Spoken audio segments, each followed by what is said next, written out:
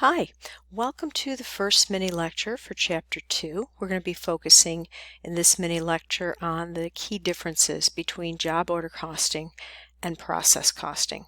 If you have not yet printed out these notes and the worksheet for Chapter 2, then please stop this video, go into Blackboard into the Chapter 2 folder, and then in the Please Print folder, please print out the notes and the worksheet because we'll be using them both in this mini lecture. Okay, so the key differences between job order costing and process costing. Let me begin with an example. Let's say you and two other people decide you're going to share an apartment.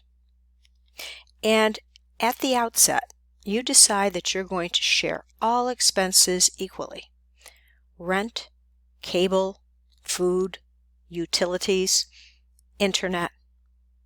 They will all be added together and then divided by 3 because there's 3 of you in all. And then over time, things change. There's one person who doesn't eat at home anymore. They've got a significant other and they eat their lunches and dinners with that person, so they're really not using the food that's purchased. And then another person doesn't really use the internet at home because based on their schedule, it's easier for them to do all their work at school. So they're not really using the internet. And then you've got a third person, perhaps, maybe it's you, who likes to watch cable and maybe you order pay-per-view sporting events. Is it really fair to share all the expenses equally considering you consume them differently? Well, this example kind of shows us the difference between process and job order costing. With process costing, it's like adding all the expenses up and dividing by 3, as if you were using them equally. Except in the manufacturing world, we'd be adding up the direct material, the direct labor, the manufacturing overhead, and then dividing it by the number of units produced to get an average cost per unit. Job order costing is assigning costs to jobs based on the usage, which is our example that developed over time with our apartment. Assign the cost of the internet or the food or the cable based on who was using it. And we would do that within the manufacturing process by assigning materials and labor and overhead based on usage. So let's take a look at some definitions and some examples perhaps of the various types of businesses that would use job order or process costing. Okay, so first of all, process costing is used by companies that make standardized or homogeneous products or services. Homogeneous means products that are the same. Because each unit is the same, there's no need to track the cost of each unit individually.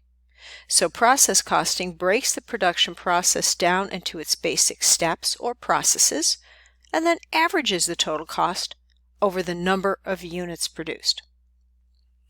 Job order costing, however, is used in companies that offer customized or unique products or services.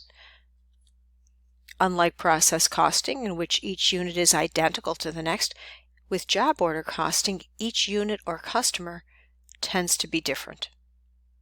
And we use these a lot in service industries or for unique products. So instead of looking at the key differences in the list here, I'm just going to pull page 51 out of the textbook here. And I encourage you to read this chapter because they go through a really nice example of a fictitious company that flips houses.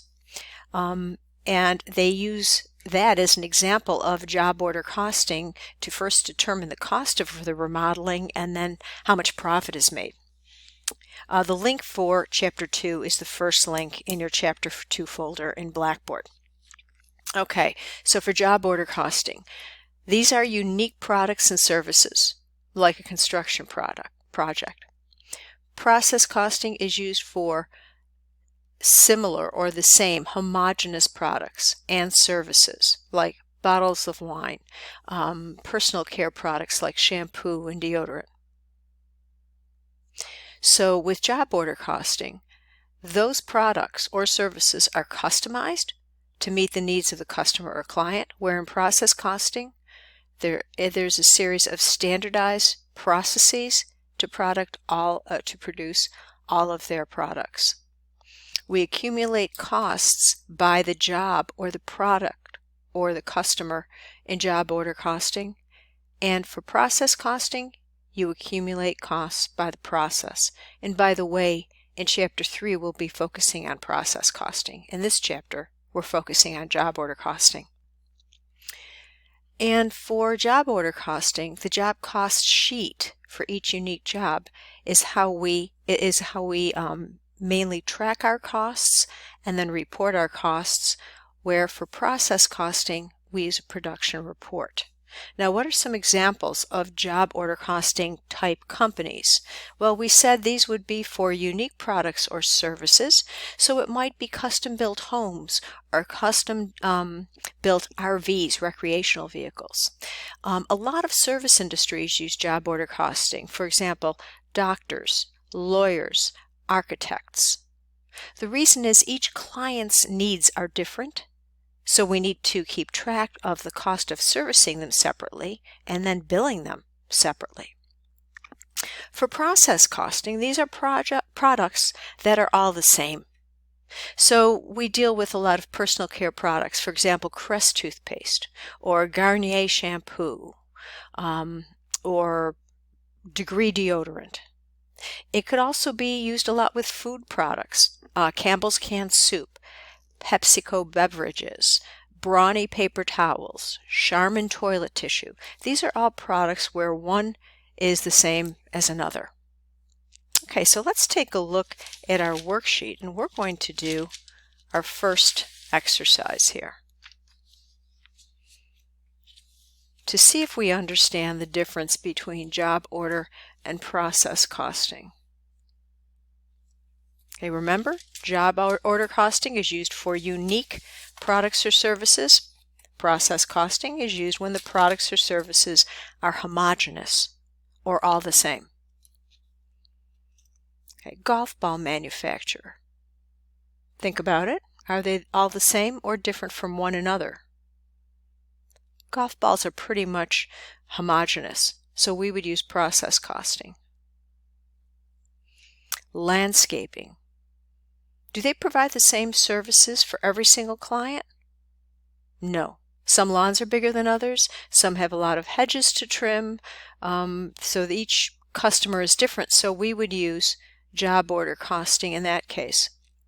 How about a ceramic tile manufacturer? Well, usually all the tiles are supposed to come out the same so that they're able to be placed and then the floor looks uniform. So since the products are homogeneous or the same, we would use process costing. Auto repair shop. Well, every car has its own issues, right? It might be the muffler, it might be the transmission, it might just be to change the oil or change the tires.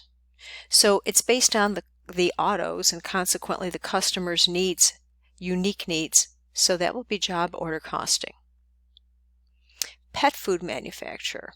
Well, if you buy a bag of Iams pet food, one little chunk of Iams pet food is going to be the same as the next, so that's going to be process costing.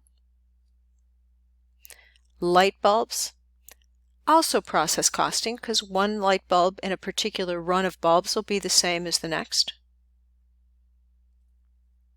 Water bottling, very uniform. So those will be homogeneous or the same, so we'll use process costing. Appliance repair. Well, again, this is similar to the auto repair shop.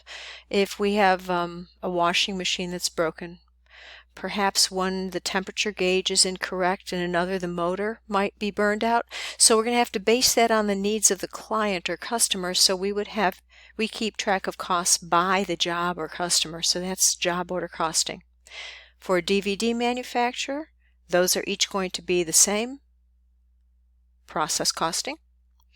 And music video production company, well, that's going to be based on the individual video, right?